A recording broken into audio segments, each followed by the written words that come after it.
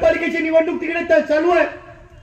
महायुतीची बोलणी सुरू होती, आम्हालाही आमंत्रण होतं आणि काही कारणामुळे युती झाली नाही आणि त्या ठिकाणी काही दोन पक्षांची युती झाली युतीमध्ये, परंतु तरी सुद्धा एकमेकाच्या विरोधामध्ये त्या ठिकाणी उमेदवार टाकले गेले. बरं झालं आम्ही त्या चिखलातून बाहेर निघालो.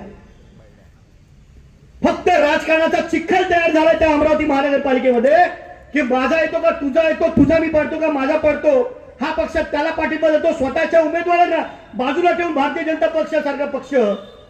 म्हणजे खरं मला लाज वाटते ज्या ठिकाणी या देशाचा पंतप्रधान त्या भारतीय जनता पक्षाचा आणि तो एका छोट्या पक्षासाठी आपल्या दिलेल्या उमेदवारांची उमेदवारी मागे घ्यायसाठी पत्र देतात.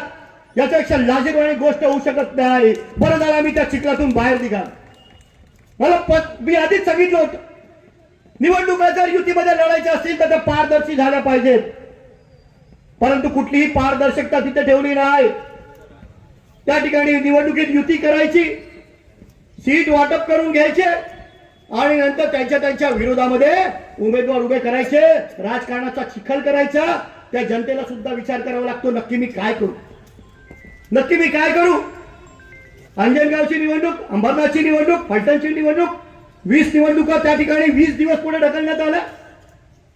आमच्या निघणाऱ्या ज्या ठिकाणी नगराध्यक्ष होते, निवडणूक आयोग कुठून तरी येतो, निवडणूक आयोगाला काय रात्री स्वप्न पडलं, कोणीतरी त्याला सांगितल्याशिवाय या गोष्टी घडतात का या महाराष्ट्रात, या देशात. निवडणूक आयोग निर्णय घेतो, 20 दिवस त्या निवडणुका पुढे ढकलल्या जातात आणि भारतीय जनता पार्टीचे नगराध्यक्ष त्या ठिकाणी निवडून येतात. हे जनता मूर्ख आहे का? जनतेला कळत नाही का? जनतेला सगळं कळतं, जनतेला सगळं कळतं. आणि म्हणून मी सांगू इच्छितो, चांदूर रेल्वेकरांनी प्रियंकावर विश्वास टाकला, ताईवर,